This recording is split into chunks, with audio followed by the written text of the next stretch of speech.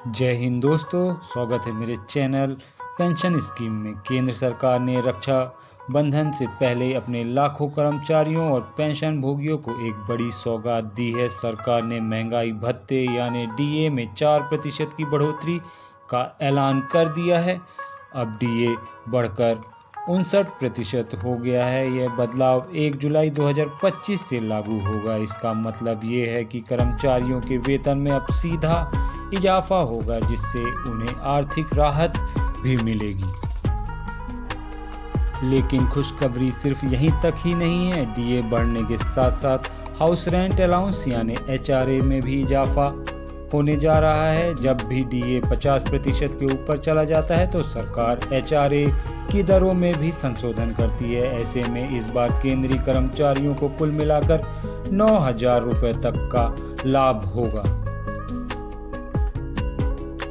महंगाई भत्ता वो राशि होती है जो सरकार अपने कर्मचारियों को बढ़ती महंगाई की भरपाई के लिए देती है। जब देश में चीज़ों के दाम बढ़ते हैं तो कर्मचारियों की क्रय शक्ति कम हो जाती है। ऐसे में सरकार हर 6 महीने पर डीए की समीक्षा करती है ताकि कर्मचारियों को कुछ राहत दी जा सके। ये होता है डीए का मतलब।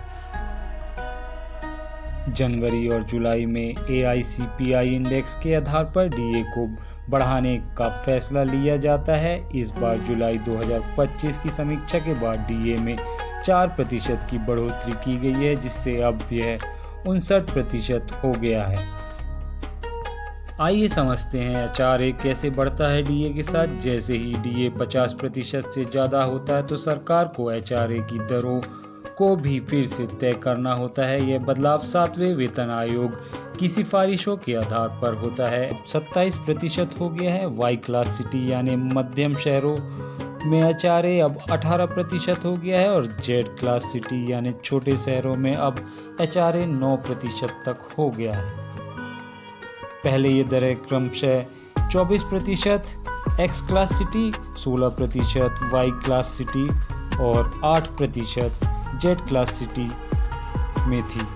अब इनके बढ़ने से कर्मचारियों को एचआरए का भी सीधा फायदा होगा। केंद्र सरकार के इस फैसले से करीब 50 लाख कर्मचारी और 65 लाख पेंशनर्स को सीधा लाभ मिलने वाला है। अलग अलग वेतन के स्तर पर और शहर के अनुसार हर कर्मचारी को 4,000 रुपये से लेकर 9,000 रुपये तक का अतिरिक्त फायदा मिल सकता है। खासतौर पर महानगरों में रहने वाले कर्मचारियों को एचआरए में बढ़ोतरी का बड़ा फायदा होगा। इस बार फायदा सिर्फ काम कर रहे कर्मचारियों को ही नहीं मिलेगा, बल्कि पेंशन भोगी भी इसका लाभ उठा सकेंगे। पेंशनर्स को 4% की अतिरिक्त महंगाई राहत मिलेगी, जिससे उनकी मासिक पेंशन में भी इजाफा होगा। जो पेंशनर्स किराए के मकान में रह रहे हैं उन्हें भी एचआरए स्लैब के हिसाब से लाभ मिलेगा।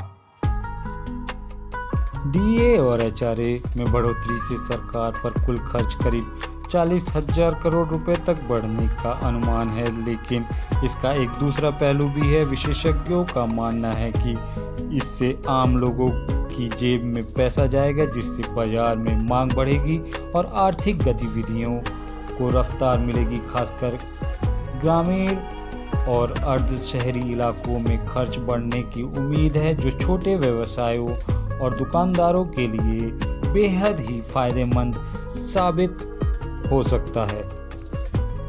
आइए समझते हैं आने वाले समय में क्या हो सकता है इसका असर। जनवरी 2026 में एक बार फिर से डीए की समीक्षा होगी। अगर एआईसीपीआई इंडेक्स में फिर बढ़ोतरी हुई तो डीए में एक और इजाफा हो सकता है। इसके साथ ही सरकार 8वें वेतन आयोग पर भी विचार कर रही है, जिसमें डीए और एचआरए की नई संरचना पर बातचीत हो सकती है। इससे आने वाले वक्त में कर्मचारियों को और राहत मिल सकती है। नया डीए 1 जुलाई 2025 से लागू माना जाएगा। एचआरए का फायदा शहर की श्रेणी पर निर्भर करता है। सभी कर्मचारियों को समान लाभ नहीं मिलेगा। यह उनके वेतन और स्थान पर निर्भर करेगा। पेंशनर्स को भी इसका फायदा मिलेगा। केंद्र सरकार का 4% डीए बढ़ाने का फैसला लाखों कर्मचारियों और पेंशन भोगियों के लिए राहत की खबर है। इसके साथ ही एचआरए में बढ़ोतरी से हर महीने की सैलरी में अच्छा खासा इजाफा होगा। इससे कर्मचारियों को महंगाई से थोड़ी राहत मिलेगी और उनका जीवन स्तर बेहतर हो सकेगा। अगर भविष्य में डीए और बढ़ता है तो और फायदा मिलने की उम्मीद बनी रहेगी। सरकार का ये कदम न सिर्फ आर्थिक मदद का जरिया है बल्कि यह कर्मचारियों के लिए भरोसे और सम्मान का प्रतीक है। तो व्यूअर्स, आपको ये जानकारी कैसी लगी, पसंद आई तो प्लीज़ मेरे चैनल को लाइक, शेयर और सब्सक्राइब कीजिए। वीडियो देखने के लिए बहुत बहुत धन्यवाद।